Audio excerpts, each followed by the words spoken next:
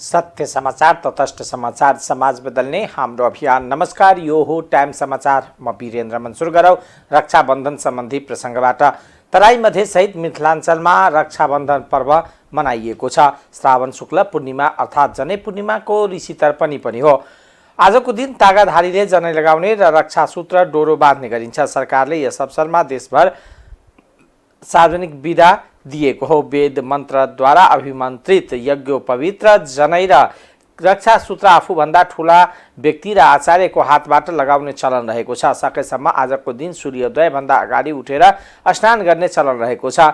पूर्णिमा भएकोले शुभ दिन मानिन्छ। अरुन्धती सहित कश्यप, अत्रि, भरद्वाज, विश्वामित्र, गौतम, जमदग्नि, वशिष्ठ र अगस्त गरी 8 ऋषिलाई पूजा एवं तर्पण गर्ने भएकोले आजको दिनलाई ऋषि तर्पणी पनि भन्ने गरिन्छ। तराई क्षेत्रमा रक्षाबन्धन पनि मनाइन्छ। दिदी बहिनीले दाजुभाइलाई राखी बाँधेर यो पर्व मनाउँछन्। यसबाट दिदी बहिनी र दाजुभाइ बीचमा प्रेम सम्बन्ध बढ्छ भन्ने सामाजिक मान्यता छ।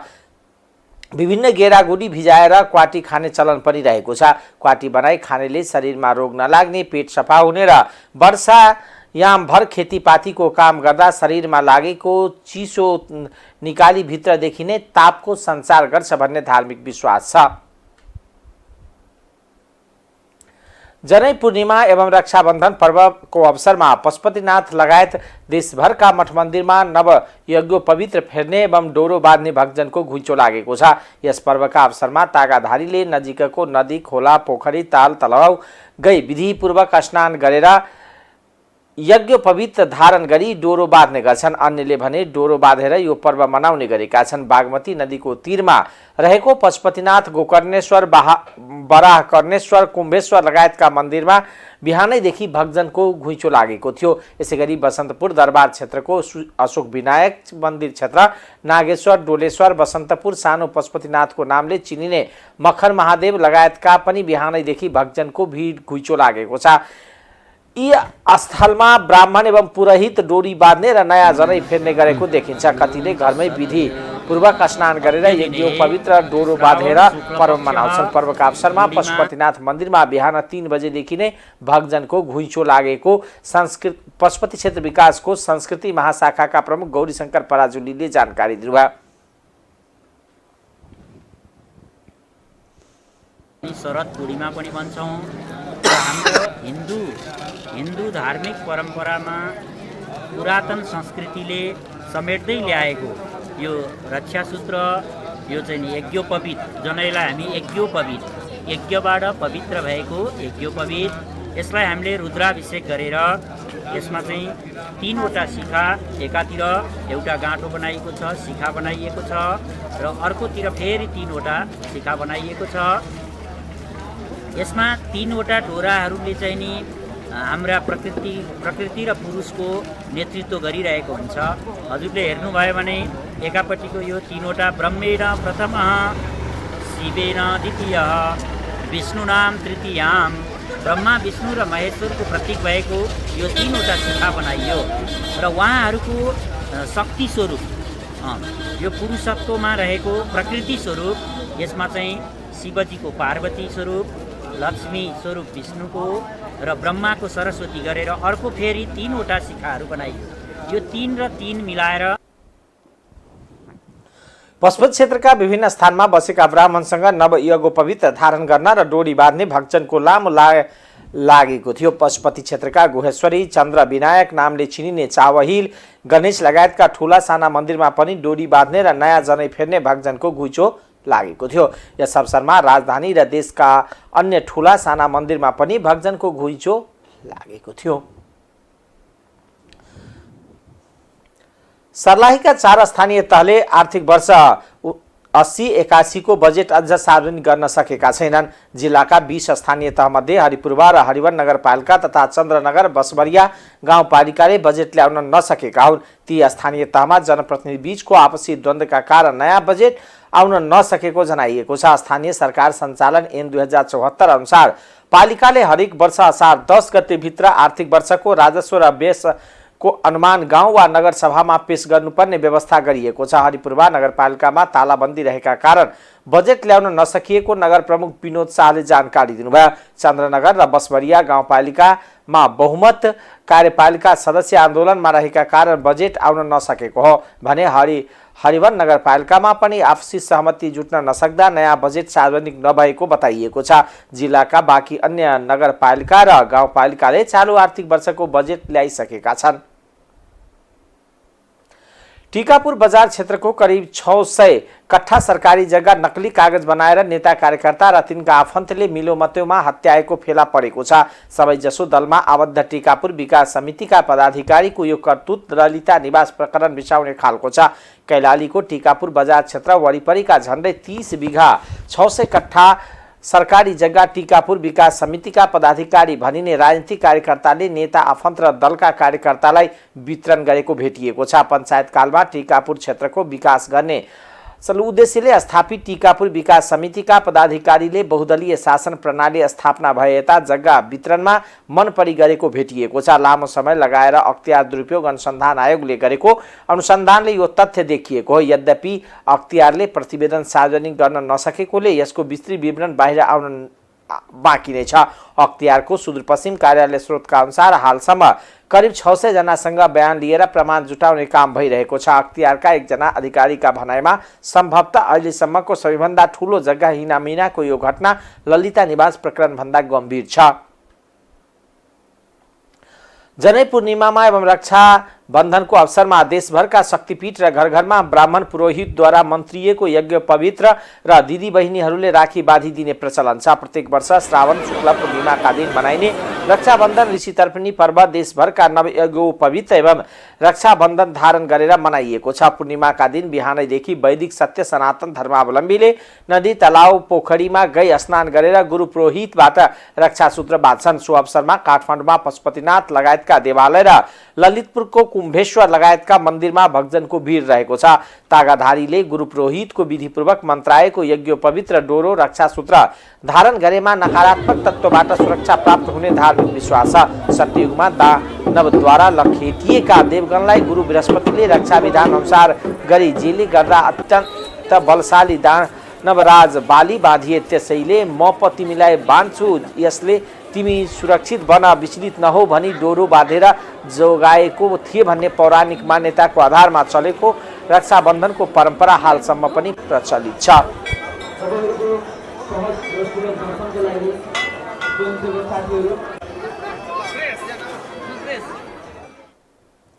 प्रत्येक वर्ष भाद्र कृष्ण प्रतिपदादेखि अष्टमीसम्म 8 दिन मनाइने परम्परागत सांस्कृतिक पर्व गाई जात्रा आजदेखि विभिन्न कार्यक्रमको आयोजना गरी देशभर मनाइँदैछ।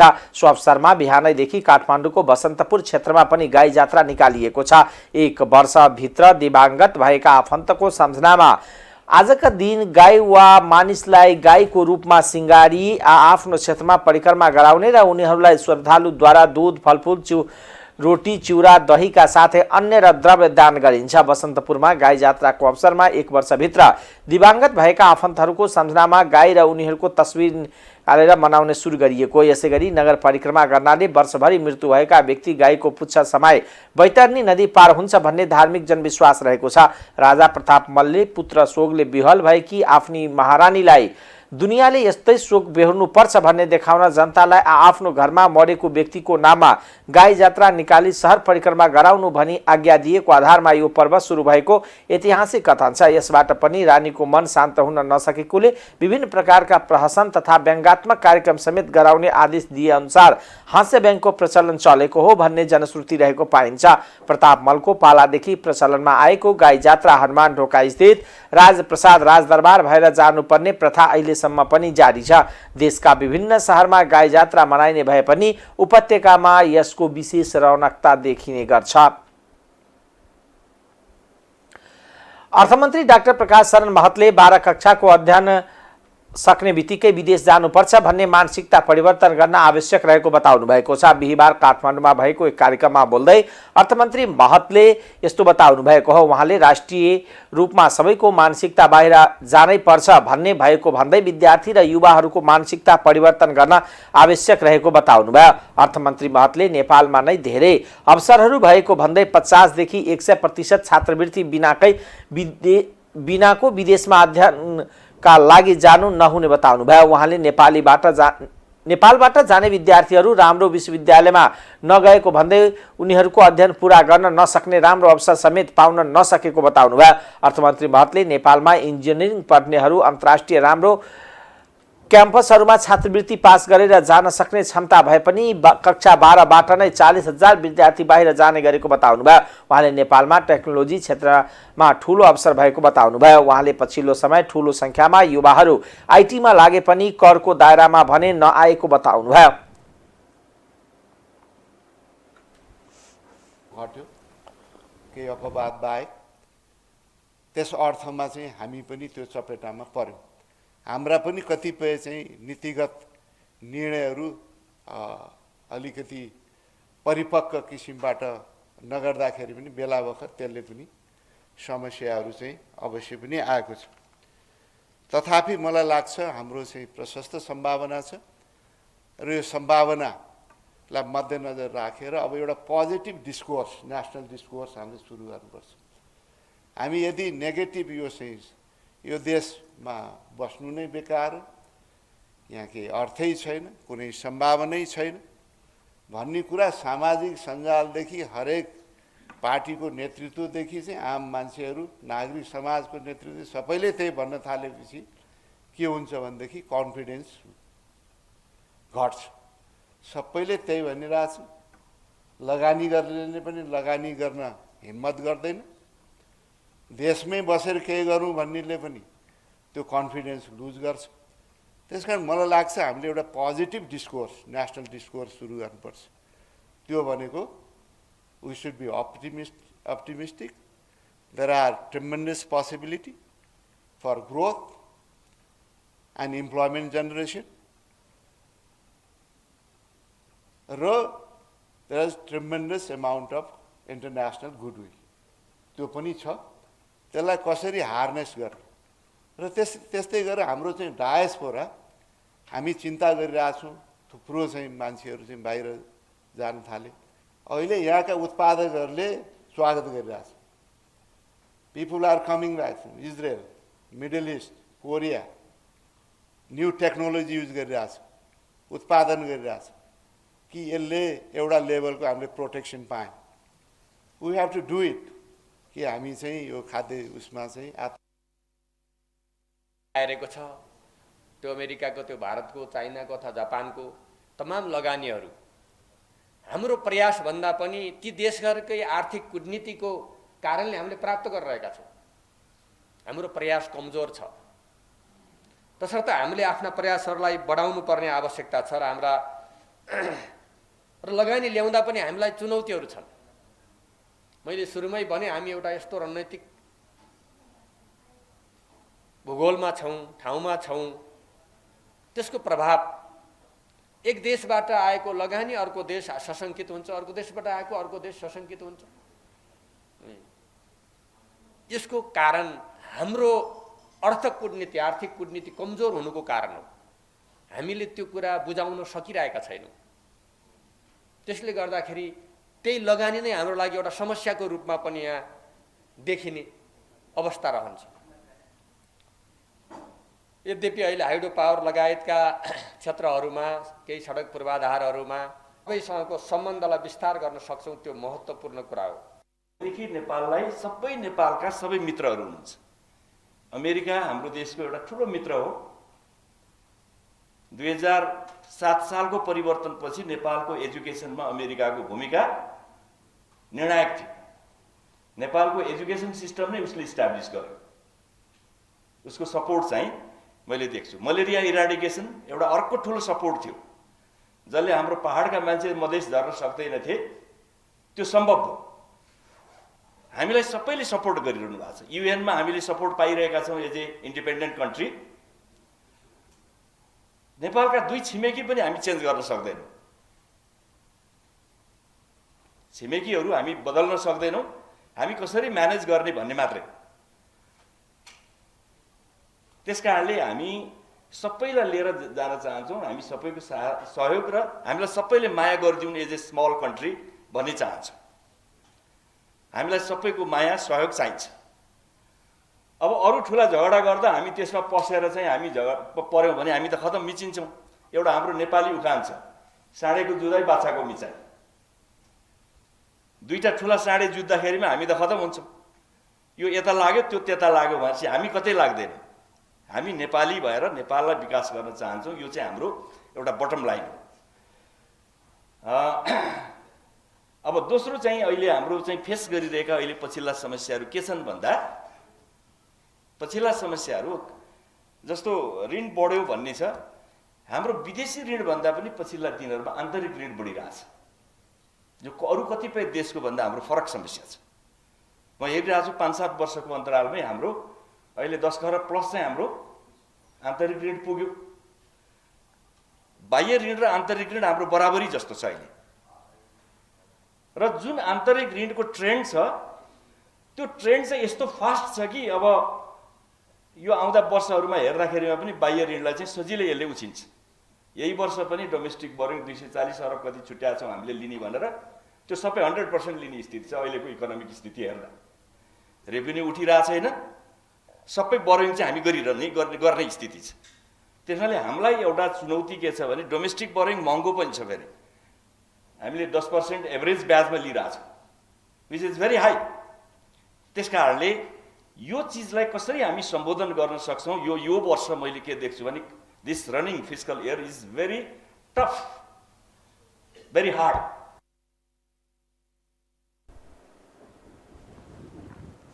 अर्थमन्त्री महतले नेपालबाट बेलायतमा 100 मिलियन पाउन्ड बराबरको सफ्टवेयरहरू निर्यात हुने गरेको बेलायतले स्वीकार गरेको उल्लेख गर्नुभयो। उहाँले नेपालमा आईटी क्षेत्रमा ठूलो सम्भावना रहेकोले सरकारले प्रोत्साहन गरिरहेको दाबी गर्नुभयो। उहाँले आर्थिक वर्षको बजेटमा आईटी क्षेत्रमा लगाएको लगानीको 50% आमदानी कर कम गर्ने नीति लिएको पनि बताउनुभयो।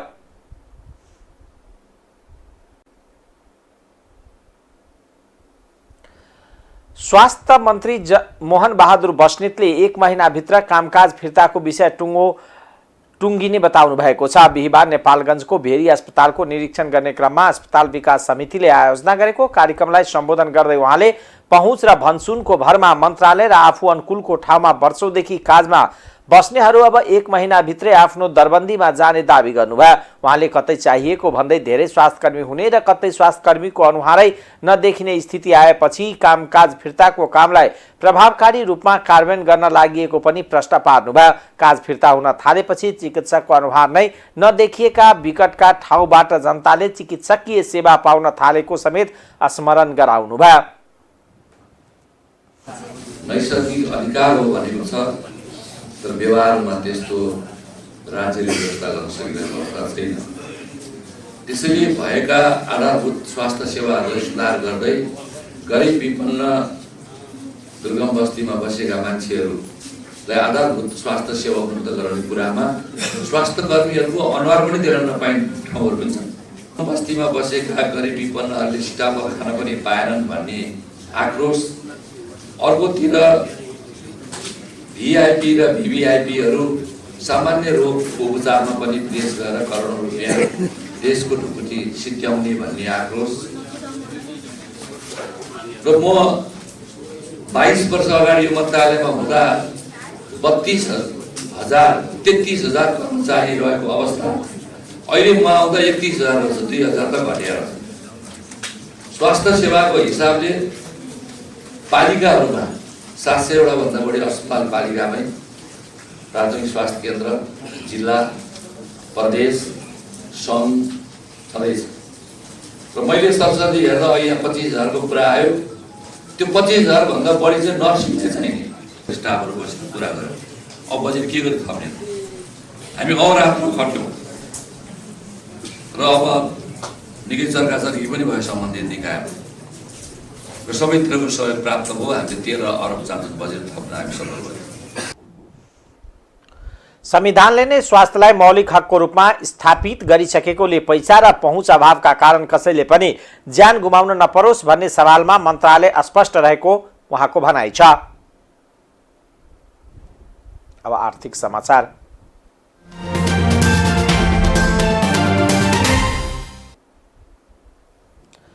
धनकुटा र तेह्रथुमका पक्षी पालक कृषकले करिब 4 करोड अनुदान रकम पाएका छन्।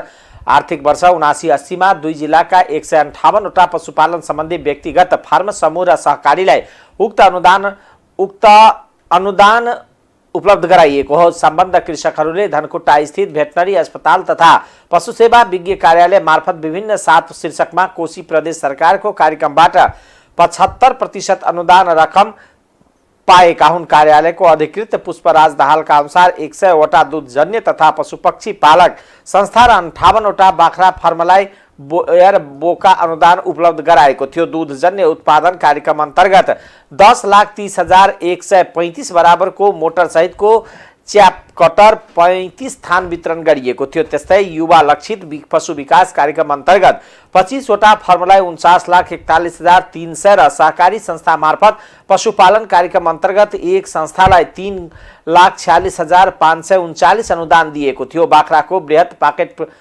प्याकेज कार्यक्रम अन्तर्गत 2 वटा फर्मलाई 89,89,900 र द्वन्द पीडित पशुपालक कार्यक्रम अन्तर्गत 6 वटा फर्मलाई 16,37,134 अनुदान दिएको छ। त्यस्तै दूध उत्पादन आधारित अनुदान कार्यक्रम अन्तर्गत 31 संस्थालाई 1,95,02,021 अनुदान दिएको थियो। कार्यालयले 2 जिल्लाका 58 बाख्रा पालक फर्महरूलाई 39,30,000 बराबरको 58 वटा उन्नत जातको बोका वितरण गरेको थियो। जिल्लागत रूपमा धनकुटामा 87 वटा र 13 ठाउँमा 71 वटा दूधजन्य तथा पशुपक्षी पालक फर्म तथा संस्थाले अनुदान पाएका छन्। अब अन्तर्राष्ट्रिय समाचार।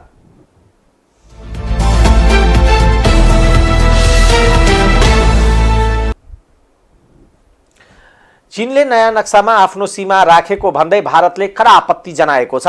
तर यसबारे चीन अहिलेसम्म मौन रहेको छ। भारतले चीनको नक्सालाई लिएर दुई देश बीचको सीमा समस्या सुल्झाउनुको सट्टा थप बल्झिने प्रतिक्रिया दिएको छ। विदेश मन्त्री एस जयशंकरले चीनले सार्वजनिक गरेको नक्सामा भारतले कडा विरोध जनाएको बताउनुभयो। चीनले अरुणाचल प्रदेश, अक्साई चीन र ताइवान र साउथ चाइना सीलाई आफ्नो क्षेत्रमा देखाउँदै मंगलबार नयाँ नक्सा जारी गरेको थियो। तर भारतीय विदेश मन्त्रालयका प्रवक्ता अरिन्दम वागचीले एक विज्ञप्ति निकालेर सार्वजनिक चिनिया नक्साबारे प्रतिवाद गर्नुभएको भारतीय सञ्चार माध्यमले जनाएका छन्। उहाँले हामीले कूटनीतिज्ञ माध्यमबाट कडा विरोध जनाएको र सीमा सम्बन्धी समस्या सुल्झनुको सट्टा थप बल्झिने सक्ने बताउनुभयो। भारतीय प्रधानमन्त्री नरेन्द्र मोदी र चिनिया राष्ट्रपति सी जिनपिङ बीच दक्षिण अफ्रिकामा सीमा विवाद सुल्झाउने बारे कुराकानी भएको केही दिनमा नै चीनको नयाँ नक्सा आएको हो। चीन र भारत बीच सन् 2020 मा लद्दाखको गलवान उपत्यकामा झडप भएता सम्बन्ध बिग्रिएको छ। दक्षिण अफ्रिकाको सबैभन्दा ठूलो शहर जोहान्सबर्गको एक भवनमा भएको आगलागीमा कम्तीमा 63 जनाको ज्यान गएको छ। जोहान्सबर्गको एक 5 तले भवनमा आगलागी हुँदा 63 जनाको ज्यान गएको र 50 जना भन्दा धेरै घाइते भएको बीबीसीले जनाएको छ। ज्यान गुमाउनेमा केही अग्नि नियन्त्रक पनि रहेका छन्। कयौं व्यक्ति अझ भवनभित्रै फसेको आशंकामा खोजी भइरहेको छ। जोहान्सबर्ग आपतकालीन व्यवस्थापन सेवाका प्रवक्ता रोबर्ट मुलाउजीले आफ्नो 22 वर्ष जागिरको सिलसिलामा यस्तो भयंकर आगलागी कहिल्यै नदेखेको बताउनु भएको छ। केही समय अघिसम्म शहरका प्रमुख आर्थिक एवं व्यापारिक केन्द्रमा रहेको भवनमा घर बार विहीन स्थानीय जबरदस्ती बसेको बताइएको छ। आफ्ना सरसामान जोगाउने प्रयासमा केहीले ज्यान गुमाएको जनाइएको छ। आगलागीका कारण भने खुलाइएको छैन। घरबार विहीन व्यक्तिहरू कुनै औपचारिक भाडा सम्झौता बिना नै भवन सरेको जनाउँदै प्रवक्ता मुलाउजीले भवनमा कति मानिस थिए भन्ने यकिन नहुँदा खोजीमा कठिनाई भइरहेको बताउनुभयो।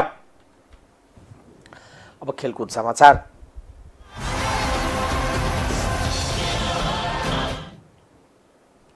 च्याम्पियनशिपको उपाधि जित्ने लक्ष्य राखेको नेपाली किशोर टोली फुटबल टोली बुधबार भुटानको थिम्पू प्रस्थान गरेको छ। भुटानको थिम्पूमा शुक्रबारदेखि हुने साफिउ 16 च्याम्पियनशिपको चौथो संस्करणमा चुनौती प्रस्तुत गर्ने नेपाली किशोर टोली त्यसतर्फ प्रस्थान गरेका हुन्। उनीहरूलाई साधो बाटो स्थित अखिल नेपाल फुटबल संघ एन्फामा बुधबार एन्फाका अध्यक्ष पंकज विक्रम नेमाङले शुभकामना सहित विदाई गरेका थिए। रविन्द्र सिलकारको प्रशिक्षणमा रहेको 23 सदस्यीय नेपाली टोली बुधबार नै थिम्पू प्रस्थान गरेका छन्। यसअघि विजेताद्वय भारत र बंगलादेशको समूह ए मा रहेको नेपालले उपाधि जित्ने लक्ष्य राखेको छ। यो उमेर समूहमा नेपालको किशोर टोलीले अहिलेसम्म उपाधि जित्न सकेको छैन। सन् 2011 देखि सुरु भएको साफ U16 च्याम्पियनसिपमा अहिलेसम्म 3 संस्करण सम्पन्न भइसकेको छ। यसपटक भने नेपाल यसअघि विजेताद्वय भारत र बङ्गलादेशलाई समूह चरणमा नै हराउँदै दावेदारी प्रस्तुत गर्न चाहन्छ। नेपालले आइतबार बङ्गलादेश विरुद्ध खेल्दै यस संस्करण U16 मा सुखद सुरुवात गर्ने लक्ष्य राखेको छ। सातो बाटो स्थित एन्फा कम्प्लेक्समा भएको 14 दिनको प्रशिक्षण र अधिकांश एन्फा U16 मा लिग खेल रहेको खेलाडी रहेकोले भुटान राम्रो प्रदर्शन गर्ने नेपाली टोलीको विश्वास छ। जिल्लामा जिल्लाको कोचरले छान्नुहुन्छ, प्रदेशमा प्रदेश लेभलको कोचरले छान्नुहुन्छ, केन्द्रीय लेभलमा आएर पनि 9-10 जनाको टिमले स्क्रिनिङ गरेर सबै हिसाबले हेरेर अनि त्यो टिमले एउटा सङ्ख्यामा चाहिँ टिम निर्माण गरिदिएपछि मात्रै कोचहरूले पनि त्यसमा हेर्ने भएको हुँदा फुटबलको टिम निर्माण अत्यन्तै पारदर्शी छ र यो एकदमै सङ्घर्षपूर्ण पनि छ। तिमीहरू 23 मा पर्नलाई मलाई लाग्छ धेरै ठुलो अब्स्ट्याकलहरू, धेरै ठुलो जर्नीबाट भनौँ न यहाँ आइपुगेको छौ। त्यसकारणले पहिलो कुरा त के भन्दाखेरि राष्ट्रिय टिमको यो ट्र्याक सुट एन्फाको नेपालको झन्डा सहितको ट्र्याक सुट लाउने कुरा नै धेरै ठुलो कुरा हो। सबैको नसिबमा, सबैको चाहिँ भागमा यस्तो कुरा परेन। तिमीहरू जस्तो चाहिँ सयौं मान्छे थिए, तिमीहरूकै साथी हैन, जिल्ला प्रदेश हुँदै यहाँ आउँदाखेरि भन्दाखेरि त्यसकारण पहिलो गर्व यहाँनिर भाइहरूले गर्नुपर्छ। र अर्को के भन्दाखेरि सेल्फ कन्फिडेन्स ठुलो कुरा हो खेलाडीहरूको लागि। कसैको निगाहबाट तिमीहरू यहाँ आएको होइन, तिमीहरू आफ्नो बलबुताले आएको छौ। त्यसकारणले गर्दा पहिलो कुरा आफूले आफूलाई विश्वास गर्ने, कन्फिडेन्स हुने। तर त्यसो भन्दै गर्दाखेरि चाहिँ डिसिप्लिनको एउटा त्यसको पनि बाउन्ड्री हुन्छ, लेभल हुन्छ, त्यो क्रस गर्ने चाहिँ होइन। त्यसकारणले गर्दा तिमीहरू त्यो हैसियत तिमीहरूले बनायो यो करियरमा 16 इयर्समा धेरै ठुलो कुरा हो।